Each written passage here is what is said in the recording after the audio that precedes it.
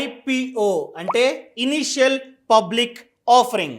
సింపుల్గా చెప్పాలంటే ఏదైనా ఒక కంపెనీ మొదటిసారి స్టాక్ మార్కెట్లోకి ఎంటర్ అవడాన్నే ఐపీఓ అంటాం. పేర్లోనే ఉంది ఇనిషియల్ అంటే మొదటిసారి, పబ్లిక్ ఆఫరింగ్ ఏదైనా కంపెనీ వాళ్ళ యొక్క షేర్స్ని మొదటిసారి పబ్లిక్కి ఆఫర్ చేయడం. సో సింపుల్గా ఏదైనా ఒక కంపెనీ మొదటిసారి స్టాక్ మార్కెట్లోకి ఎంటర్ అవడాన్నే ఐపీఓ అంటాం.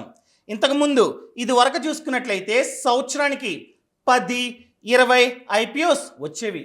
కానీ ఇప్పుడు చూసుకున్నట్లయితే కేవలం వారానికే 3-4-5 ఈ రకంగా ఐపీఓస్ వస్తూ ఉన్నాయి.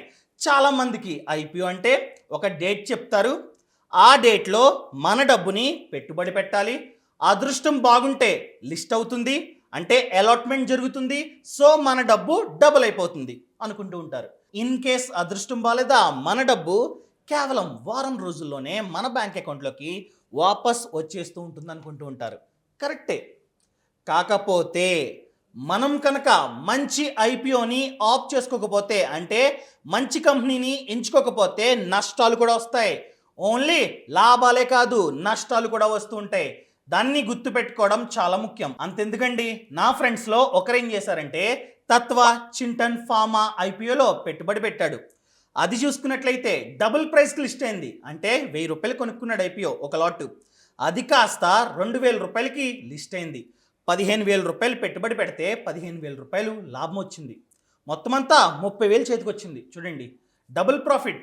ఇంకొక ఫ్రెండ్ ఉన్నాడు, అతను ఏం చేశాడు, కళ్యాణ్ జ్యువెలర్స్లో పెట్టుబడి పెట్టాడు. అది కాస్త 13% లాస్కి లిస్ట్ అయింది. అంటే లిస్టింగ్ లాస్ అన్నది 13%. ఎందుకు ఈ రకంగా ఒక కంపెనీ బాగా లాభాలు, ఇంకొక కంపెనీ బాగా నష్టాలు ఇస్తుందంటే మనం ముందుగా ఫైండ్ అవుట్ చేయాలి. ఏ ఐపీఓ మంచిది, ఏ ఐపీఓ మంచిది కాదు, ఈ రకంగా ఫైండ్ అవుట్ చేసి అప్పుడు మాత్రమే పెట్టుబడి పెట్టాలి. ఆ పర్టికులర్ ఐపీఓలో మనం లాంగ్ టర్మ్కి ఇన్వెస్ట్ చేస్తే మంచిదా, లేకపోతే లిస్టింగ్ ప్రాఫిట్ ఆర్ గెయిన్ని పొందడం మంచిదా, దానిని కూడా ఫైండ్ అవుట్ చేయడం చాలా ముఖ్యం. సో ఈరోజు ఈ వీడియోలో మంచి ఐపీఓని ఎలా ఫైండ్ అవుట్ చేయాలి, ఎలాంటి టిప్స్ని ఫాలో అవ్వాలో ఈ వీడియోలో తెలియజేయబోతున్నా. హాయ్, నా పేరు కౌశిక్ మరిడి, మీరు చూస్తున్నారు ఇండియన్ మనీ తెలుగు ఛానల్. అసలు ఏ కంపెనీ మంచిది, ఏ కంపెనీ మంచిది కాదో మనకి తెలియాలంటే మనం ముందుగా చెక్ చేసుకోవాల్సింది డిఆర్హెచ్పి అంటే డ్రాఫ్ట్ రెడ్ హెరింగ్ ప్రాస్పెక్టివ్స్. ఏదైనా ఒక కంపెనీ ఐపీఓలోకి ఎంటర్ అవ్వాలంటే ఈ డిఆర్హెచ్పిని సెబీ దగ్గర సబ్మిట్ చేయాలి. సో సెబీ అంటే securities exchange board of India. So ఈ డిఆర్హెచ్పిని సబ్మిట్ చేయాలి. ఇదొక బుక్లెట్. ఈ డిఆర్హెచ్పిలో A to Z ఉంటుంది ఆ కంపెనీ గురించి. అసలు ఆ కంపెనీకి డబ్బులు ఎందుకు కావాలి, ఆ కంపెనీ ఎందుకు స్టాక్ మార్కెట్లోకి ఎంటర్ అవ్వాలి అనుకుంటుంది, ఆ కంపెనీ యొక్క ప్రోడక్ట్ ఏమిటి, వాళ్ళు ఎలాంటి ప్రోడక్ట్స్ని అమ్ముతారు, ఎక్కడ అమ్ముతారు, ఎలా తయారు చేస్తున్నారు, ఎంత లాభాలు వస్తున్నాయి, ఎంత నష్టాలు వస్తున్నాయి, ఎంత అసెట్స్ ఉన్నాయి అంటే ఆస్తులు ఎంత ఉన్నాయి, అప్పులు ఎంత ఉన్నాయి, బోర్డ్ ఆఫ్ డైరెక్టర్స్ ఎవరు, సిఇఓ ఎవరు, వాళ్ళకి ఎలాంటి ప్లాన్స్ ఉన్నాయి, ఫ్యూచర్లో ఈ డబ్బుతో ఏం చేయాలనుకుంటున్నారు, మొత్తం A to Z కంపెనీ గురించి A to Z ఈ డిఆర్హెచ్పిలో ఉంటుంది. సో మీరే కనుక ఏదైనా కంపెనీలో ఇన్వెస్ట్ చేయాలి అనుకున్నట్లయితే, ముఖ్యంగా ఐపీఓ, ఏదైనా ఒక కంపెనీ ఐపీఓలోకి వస్తున్నప్పుడు మీరు కనుక పెట్టుబడి పెట్టాలి అనుకున్నట్లయితే ఈ డిఆర్హెచ్పిని చదవండి. ఎన్ఎస్సి, బిఎస్సి, అదేవిధంగా సెబీ వెబ్సైట్స్లో ఈ డిఆర్హెచ్పి ఉంటుంది. ఒకసారి కొట్టండి, జొమాటో డిఆర్హెచ్పి అని చెప్పి టైప్ చేసినట్లయితే వస్తుంది. A to Z చదవండి. చాలామందికి అవగాహన ఉండదు, ఆ కంపెనీకి లాభాలు వస్తున్నాయా నష్టాలు వస్తున్నాయా ఏం తెలీదు, ఎలాంటి ప్రోడక్ట్స్ని అమ్ముతుంది, అసలు ఆ కంపెనీ ఏం చేస్తుంది ఏం తెలియకుండానే ఈ ఐపీఓలో పెట్టుబడి పెడుతున్నారు. ప్రతి ఒక్క ఐపీఓ బాగానే లాభాలు ఇస్తుంది కదా అని చెప్పి ఇన్వెస్ట్ చేస్తున్నారు. ప్రతి ఒక్క కంపెనీ లాభాలు ఇవ్వదు, అది కూడా గమనించుకోండి. ముందుగా మీరు చెక్ చేయాల్సింది డిఆర్హెచ్పి అండ్ దానితో పాటు industry analysis, economy analysis and IPO analysis, ఇవన్నీ కూడా చెక్ చేసుకోవాలన్నమాట. ముందుగా బిజినెస్ మోడల్ గురించి మాట్లాడుకుందాం. ఎలాగో డిఆర్హెచ్పిలో ఉంటుంది. అసలు బిజినెస్ మోడల్లో భాగంగా ఈ వ్యాపారానికి, ఈ కంపెనీకి డబ్బులు ఎలా వస్తున్నాయి, వాళ్ళు ఏ రకమైన ప్రోడక్ట్ని తయారు చేస్తున్నారు, ఆ ప్రోడక్ట్కి ఫ్యూచర్లో డిమాండ్ ఉంటుందా, ఫ్యూచర్లో ఆ ప్రోడక్ట్ని కొనేవాళ్ళు ఉంటారా, అసలు ఆ ప్రోడక్ట్ ఏమిటి. ఫర్ ఎగ్జాంపుల్ ఒక కంపెనీ ఉంది, ఆ కంపెనీ ఏం చేస్తుందంటే రేడియోస్ని తయారు చేస్తుంది అనుకుందాం. సో ఈ సమయంలో 2021లో కనుక ఏదైనా ఒక కంపెనీ జనరల్ రేడియోస్ని తయారు చేస్తున్నట్లయితే ఎవరైనా కొంటారా? కొనరు. అలాంటి కంపెనీ కనుక ఐపీఓలోకి వచ్చినట్లయితే ఇది చూసుకోవాలి, ఆ ప్రోడక్ట్ మంచిది కాదు అని చెప్పి ఇగ్నోర్ చేయాలి. అంతేగాని బ్లైండ్గా కొన్నారనుకోండి, కథం, లాసెస్ తప్పవు. సో ఆ రకంగా ఎలాంటి ప్రోడక్ట్ని అమ్ముతుంది, లాభాలు ఎంతెంత వస్తున్నాయి, ఇవన్నీ చెక్ చేసుకోవడం చాలా అంటే చాలా ముఖ్యం. అదేవిధంగా ఒక కంపెనీ ఉంది, ఆ కంపెనీ ఎలక్ట్రిక్ వెహికల్స్ని తయారు చేయనుంది, చాలా మంచి కంపెనీ. అలాంటి కంపెనీలో కళ్ళు మూసుకుని కొనుక్కోవచ్చు. లాంగ్ టర్మ్కి ఇన్వెస్ట్ చేసుకుంటే చాలా మంచిది. ఈ రకంగా ప్రోడక్ట్ని బట్టి మనం ఆ ఐపీఓలో పెట్టుబడి పెట్టాలా వద్దా అని చెప్పి డెసిషన్ తీసుకోవడం చాలా అంటే చాలా ముఖ్యం. అదేవిధంగా రిస్క్, ఆ కంపెనీకి ఎలాంటి రిస్కులు ఉన్నాయి. ఫర్ ఎగ్జాంపుల్ కొన్ని కంపెనీస్ ఉంటాయి, ఆ కంపెనీలు కొన్ని ప్రోడక్ట్స్ని తయారు చేస్తూ ఉంటాయి, B2B అనమాట, బిజినెస్ టు బిజినెస్. కానీ ఆ ప్రోడక్ట్స్ని కొనుక్కునే వాళ్ళు 10 మందే ఉంటారు, అంటే 10 చిన్న చిన్న కంపెనీస్ మాత్రమే ఉంటాయి. పొరపాటున ఆ 10 కంపెనీస్లో 7 కంపెనీస్ కొనడం మానేసినాయి అనుకోండి, కంపెనీ నుండి పరిస్థితి ఏంటి? కొనేవాళ్ళు లేక కంపెనీ మూతపడిపోతుంది. సో అందుకని చెప్పే రిస్క్ గురించి కూడా చదవడం చాలా ముఖ్యం. ఎక్కడుంటుంది? DRHPలోనే ఉంటుంది రిస్క్ గురించి కూడా. అదేవిధంగా కాంపిటీటర్స్, ప్రతి ఒక్క వ్యాపారానికి కాంపిటీటర్స్ ఉంటారు. మీరు ఏదైతే ఐపీఓలో పెట్టుబడి పెట్టాలి అనుకుంటున్నారో వాళ్ళ యొక్క కాంపిటీటర్స్ ఎవరో ఫైండ్ అవుట్ చేయాలి. ఎక్కడ దొరుకుతుందా ఇన్ఫర్మేషన్? DRHPలోనే దొరుకుతుంది. చూడండి, వాళ్ళకి వీళ్ళకి తేడా ఏమిటి, వాళ్ళు అప్డేట్ అవుతున్నట్లు వీళ్ళు కూడా అప్డేట్ అవుతున్నారా లేకపోతే అలాగే ఉంటున్నారా, దాన్ని కూడా గమనించుకోవడం చాలా ముఖ్యం. అప్డేట్ అవ్వకపోతే ఫెయిల్ అయిపోతుంది, డబ్బు మొత్తం వాళ్ళకి వెళ్ళిపోతుంది, వ్యాపారం మొత్తం వాళ్ళకి వెళ్ళిపోతుంది, వీళ్ళకి ఏముండదు. సో అందుకని చెప్పి కాంపిటీటర్స్ ఎవరు, వాళ్ళకి వీళ్ళకి తేడా ఏమిటో కూడా ఫైండ్ అవుట్ చేయాలి. అదేవిధంగా కంపెనీ ఫినాన్షియల్స్, ఆ DRHPలోనే profit and loss account and balance sheet గురించి ఉంటుంది, చదవండి.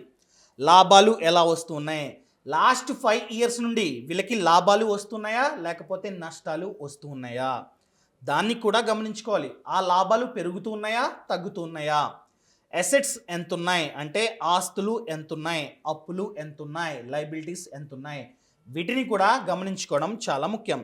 అదేవిధంగా మేనేజ్మెంట్ మంచిగా ఉందా, అదేనండి CEO, బోర్డ్ ఆఫ్ డైరెక్టర్స్ వీళ్ళందరూ మంచిగా ఉన్నారా లేరా, వాళ్ళ మీద ఏమైనా కేసులు ఉన్నాయా, వాళ్ళు ఇంతకుముందు ఏదైనా ఫ్రాడ్ చేశారా, వాళ్ళకి క్రెడిబిలిటీ ఉందా లేదా, దాన్ని కూడా గమనించుకోవడం చాలా ముఖ్యం.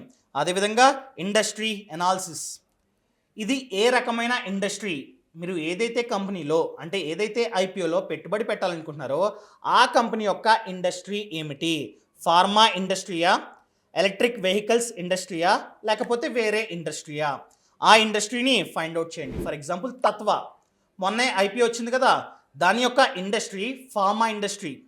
సో ఇప్పుడు చూసుకున్నట్లయితే ప్రెజెంట్ ఉన్న సిచ్యువేషన్ ప్రకారం ఫార్మా ఇండస్ట్రీ అనేది బాగా గ్రో అవుతుంది. సో ఆ ఇండస్ట్రీకి సంబంధించిన ఐపీఓ కాబట్టి బాగా లిస్టింగ్ గెయిన్స్ వచ్చాయి. సో దాన్ని కూడా ఫైండ్ అవుట్ చేయాలి, ఆ ఇండస్ట్రీ మంచిదా కాదా అని చెప్పి. ఇంకొక ఇండస్ట్రీ కళ్యాణ్ జ్యువెలర్స్, ఇండస్ట్రీ ఏంటి? జ్యువెలర్స్. ఈ కరోనా రావడం వలన షాప్స్ అన్నీ క్లోజ్ అయ్యాయి. సో ఈ ఇండస్ట్రీ పెద్దగా బూమింగ్లో లేదు. సో ఆ కారణం చేత లాసెస్ వచ్చాయి అనుకోవచ్చు. సో ఆ రకంగా ఇండస్ట్రీని ఫైండ్ అవుట్ చేయడం చాలా ముఖ్యం. అదేవిధంగా ఎకానమీ ఎనాలిసిస్, గ్లోబల్ ఎకానమీ ఎలా ఉంది, కంట్రీ ఎకానమీ ఎలా ఉంది, వీటిని ఫైండ్ అవుట్ చేయాలి. ప్రస్తుతం చూసుకున్నట్లయితే గత 2 సంవత్సరాలుగా ఎకానమీ బాగాలేదు, అప్ డౌన్ ఈ రకంగా ఉంది. పొరపాటున భవిష్యత్తులో థర్డ్ వేవ్ వచ్చిందనుకోండి, ఆ సమయంలో ఏదైనా ఐపీఓ వచ్చినట్లయితే కాస్త ఆలోచించాలి.